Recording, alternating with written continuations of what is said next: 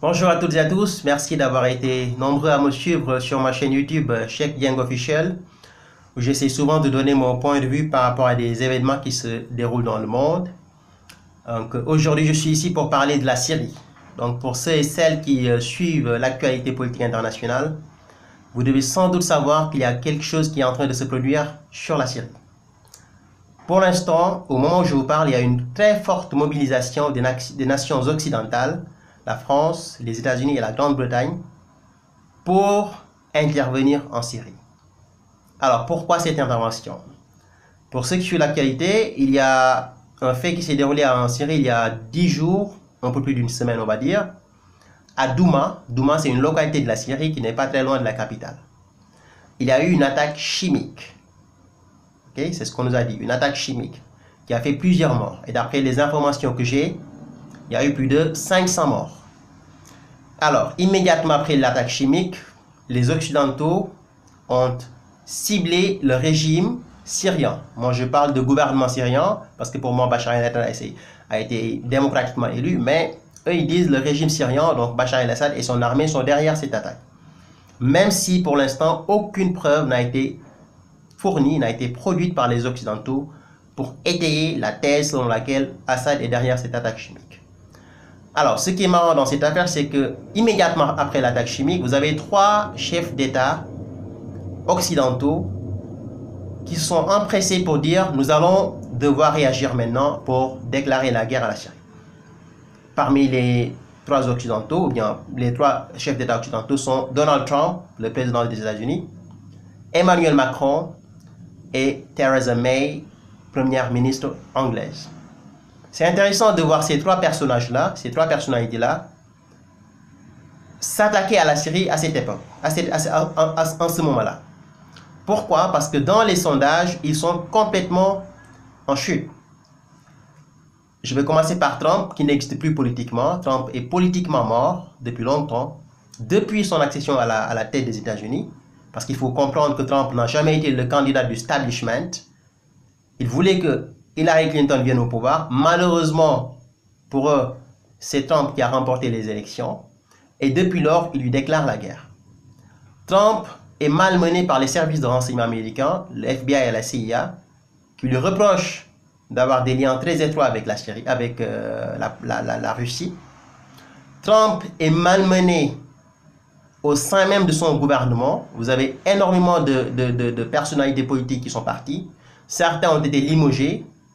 D'autres ont pris la décision de partir. Okay, je parle de Mike Dubke, je parle de Michael Flint. Alors, Rex Tillerson a été limogé alors qu'il était en voyage en Afrique pour tisser ses liens diplomatiques avec les États africains. Il a été réveillé au beau milieu de la nuit. On lui demande de venir aux États-Unis. Il vient, on lui signe voilà, il est viré immédiatement. Rex Tillerson, ancien secrétaire d'État américain. Trump ne dirige plus l'Amérique depuis un bon moment. Il le sait très bien. D'ailleurs, il y a 2 jours, le bureau de son avocat a été perquisitionné à Manhattan. Donc, juste pour vous dire que même son avocat n'est plus à l'abri. Michael Cohen, l'avocat de Trump, est aujourd'hui dans la même situation que Trump. Donc, Trump ne dirige plus rien du tout. Sur le plan national, il a complètement perdu la guerre. Maintenant, il cherche à se racheter. Il cherche maintenant à redorer son blason en essayant de faire quelque chose sur le plan international qui pourrait éventuellement lui permettre de gagner un peu la confiance du establishment, du deep state, de l'état profond. Donc, il a immédiatement fait un tweet le 8 avril en disant que c'est la Russie qui est responsable de cette situation avec l'attaque chimique, parce que c'est la Russie qui, selon Trump, est en train de défendre l'animal Assad. Il a traité Bachar el-Assad d'animal. C'est Trump qui fait ça. En France, on a quoi? On a en France un monsieur qui s'appelle Emmanuel Macron, c'est le président de la France, qui aujourd'hui, ce 12 avril, a fait une déclaration sur la chaîne française TF1, disant qu'il détient des preuves, comme quoi la Syrie de Bachar el-Assad a des armes chimiques et les a utilisées à Douma. Ce qui est encore très grave, alors qu'on sait que Macron est en train de traverser une situation politique extrêmement difficile au niveau national. Donc, dans les sondages, il dégringole pratiquement toutes les semaines. Lui et son ministre, Premier ministre Édouard Philippe. Macron a du mal à mettre fin à la colère des cheminots, qui protestent contre le changement du statut des cheminots, mais également la volonté de l'exécutif de privatiser les chemins de fer en France, etc., etc. Donc Macron également souhaite se rabattre à la Chine, à la Syrie, donc souhaite donc déclarer la guerre à la Syrie pour pouvoir grappiller quelques points ça et là. Mais ça ne va pas l'aider.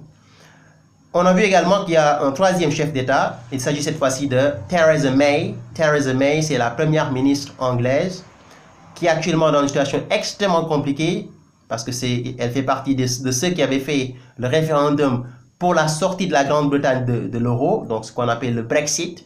Elle faisait partie des partisans du Brexit. Et dans les négociations avec l'Union européenne, on voit qu'elle a du mal à avancer. On lui met les bâtons dans les roues. Et pour séduire un peu l'Union européenne, et séduire également les Anglais qui pour la plupart sont très en colère et très inquiets de la situation, Theresa May aussi veut intervenir en Syrie. Donc on a 3 chefs d'État européens, 2 Européens et 1 Américain, on va dire 3 chefs d'État occidentaux, Donald Trump, Emmanuel Macron et Theresa May, qui ont pour l'instant décidé d'intervenir en Syrie en disant que le gouvernement syrien a des armes chimiques.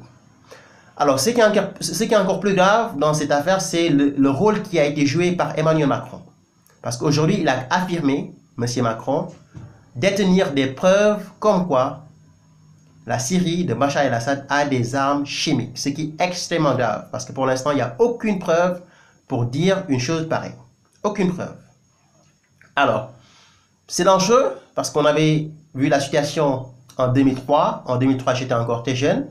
Mais on avait vu que pour attaquer l'Irak de Saddam Hussein, il fallait avoir un modus vivendi, un motif de guerre, donc un prétexte pour y aller. Et le prétexte, c'était quoi? C'était qu'il fallait avoir quelqu'un, un pays qui accepte de reconnaître qu'il y a eu des armes de destruction massive. C'était les Américains, avec les néocons américains, les néoconservateurs, que Macron est en train d'imiter. Il est en train de jouer exactement le même rôle que celui des néoconservateurs de 2003. Je parle de Donald Rumsfeld, je parle de Condoleezza Rice, je parle de Paul Wolfowitz, je parle de Dick Cheney, et autres, qui étaient à l'origine de la guerre en Irak en inventant les armes de destruction massive pour faire tomber le régime de Saddam Hussein. Macron a accepté aujourd'hui, ce 12 avril, de jouer ce rôle-là qui est extrêmement dangereux en disant que la France a des preuves comme quoi la Syrie de Bachar el-Assad a des armes chimiques. Alors que depuis plus de 2 ans, la Russie ne cesse d'alerter l'opinion publique internationale qu'il y a des armes chimiques en Syrie, certes, mais c'est des armes chimiques qui sont entre les mains des rebelles financés par les États-Unis et d'autres États du Golfe. Le Qatar, etc. Alors, Emmanuel Macron vient de mettre la France dans une situation extrêmement dangereuse sur le plan géopolitique, en acceptant d'endosser la responsabilité de jouer le jeu des néocons. Dick Cheney, Paul Wolfowitz, Condoleezza Rice, Donald Rumsfeld, George W. Bush et autres, qui en 2003 avaient inventé les armes de destruction massive pour s'attaquer à l'Irak de Saddam Hussein.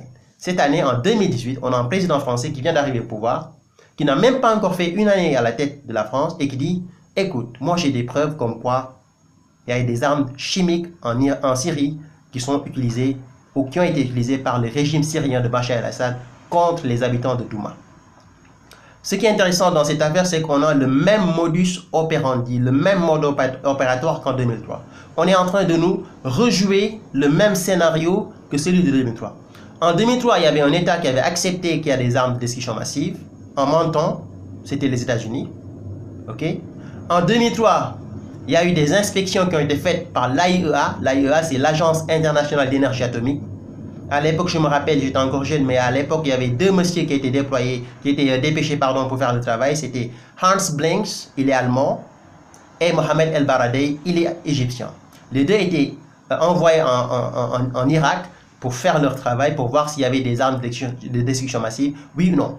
Ils sont partis 2 ou 3 fois, ils sont revenus, ils n'ont jamais rien trouvé, mais ça n'a pas empêché que le gouvernement de Bush à l'époque déclare la guerre à l'Irak, en faisant tomber le gouvernement de Bachar el-Assad. Parce qu'à l'époque, les Américains avaient l'objectif principal d'appliquer ce qu'ils appellent regime change, c'est-à-dire le changement de régime. Quand un gouvernement ne leur plaît pas, il faut s'en débarrasser. Et à l'époque, Saddam était une menace pour eux, pour leur projet au Moyen-Orient, ok?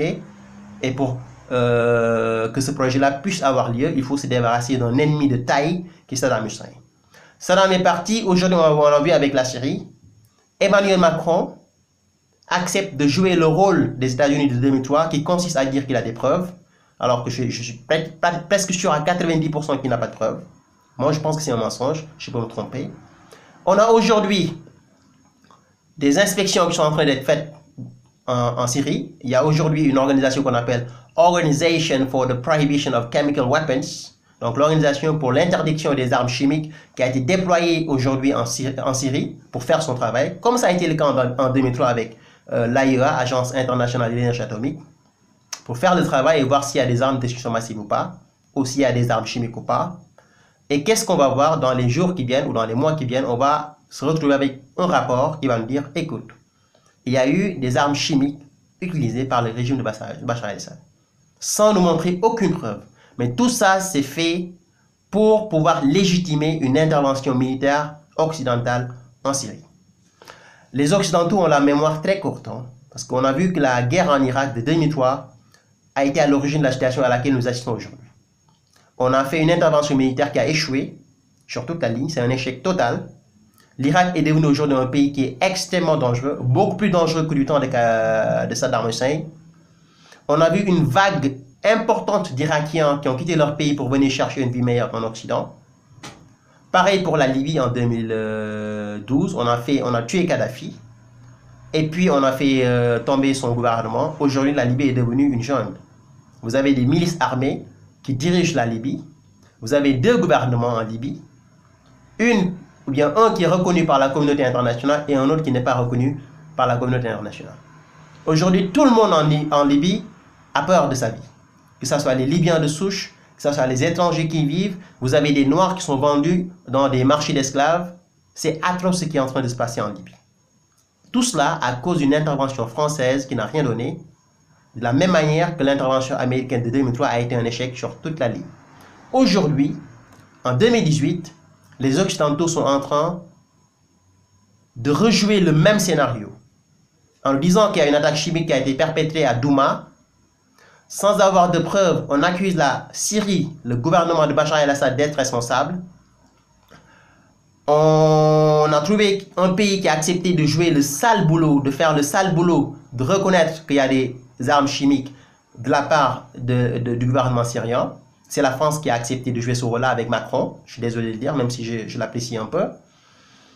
On a quoi? On a une organisation qui s'appelle Organization for the Prohibition of Chemical Weapons, qui est déployée donc sur les lieux pour faire son travail, comme ça a été le cas en 2003, lorsque l'AIEA, Agence internationale de l'énergie atomique, a été déployée sur le terrain à travers donc ses représentants, Hans Blinks et Mohamed El-Baradei, pour faire un travail qui n'a rien donné et qui n'a aucune importance parce qu'il n'a jamais empêché que les Américains interviennent en Irak. Et je vous dis que ce travail qui est en train d'être fait par l'Organisation pour la prohibition, pour l'interdiction des armes chimiques, ne va rien changer dans la décision des Occidentaux. Trump est déterminé à aller en guerre en Syrie pour grappiller quelques points ça et là et faire plaisir à ses maîtres qui sont dans le deep state, l'état profond. Macron est obligé également de faire le boulot, le sale boulot j'allais dire, pour pouvoir gagner quelques points après une chute, une dégringolade assez terrible donc ces dernières semaines. Et vous avez en Angleterre une dame qui s'appelle Theresa May qui est en train de négocier avec les Européens sur la sortie de la Grande-Bretagne de l'euro, le Brexit, et qui a des difficultés dans la négociation, mais qui a également des difficultés au niveau national parce que les Britanniques se sont rendus compte que la sortie de leur pays de l'euro, de l'Union européenne, va créer des problèmes. Donc vous avez trois chefs d'État occidentaux qui dirigent des pays extrêmement importants en Occident. La France, c'est pas n'importe quel pays. La Grande-Bretagne, c'est pas n'importe quel pays. Les États-Unis, c'est pas n'importe quel pays.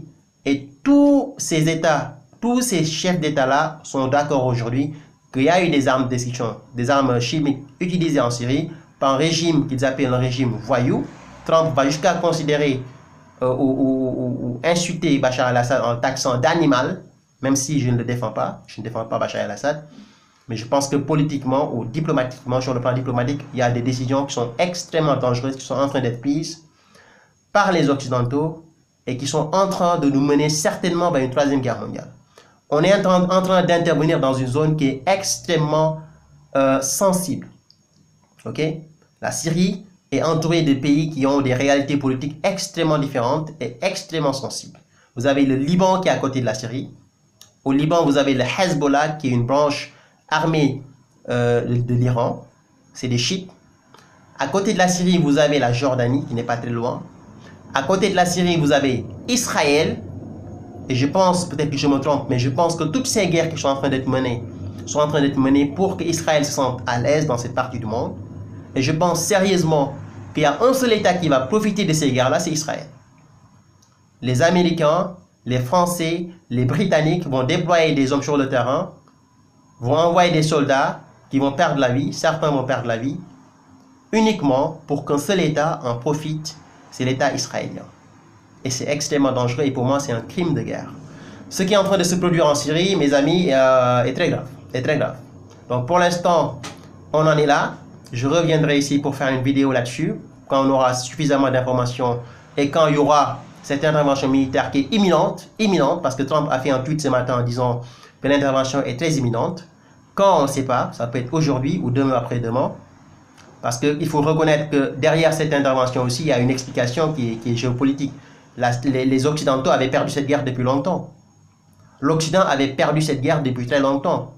Il y a Michael Ford, qui est l'ancien ambassadeur américain en Syrie, qui a fait une interview avec un média en disant « Bashar al-Assad has won ». Bashar al-Assad a gagné la guerre. Et j'avais retranscrit l'interview sur mon site internet, Le Courrier du Soir, qui a été repris par beaucoup de médias d'ailleurs, pour vous dire quoi? Aujourd'hui, ils ne peuvent pas accepter une victoire de Bashar al-Assad. On a vu État islamique qui a été malmené ces derniers jours en Syrie, qui a perdu beaucoup de fiefs, beaucoup de bastions. Il y a l'armée syrienne qui reprend du poil de la bête. Le gouvernement Bachar el-Assad est de plus en plus sûr que cette guerre est gagnée. Pour Israël, c'est un problème. Et pour les Occidentaux, c'est un problème. Il faut impérativement que cette politique de regime change qui consiste à faire tomber des régimes soit appliquée. Il faut que Bachar el-Assad tombe. Donc, on est en train d'assister à cette situation-là. Est-ce que Bachar va tomber ou pas? Aucune idée. Une chose sûre, c'est que Bachar est soutenu par des puissances très importantes sur le plan militaire, mais également sur le plan politique. Il y a l'Iran qui est à côté, qui soutient Bachar el-Assad. Et il y a la Russie de Vladimir Poutine, qui depuis 2 ou 3 jours met en garde les Occidentaux contre toute provocation. On va voir ce qui va se passer. Mais je vous dis, cette intervention militaire peut arriver à tout moment, parce que pour l'instant, tous les 3 pays que j'ai cités tout à l'heure sont d'accord qu'il faut intervenir. Et moi, je vous dis que c'est une intervention qui va créer des problèmes énormes et qui probablement va nous mener vers une 3e guerre mondiale. Merci à toutes et à tous et à très bientôt. Au revoir.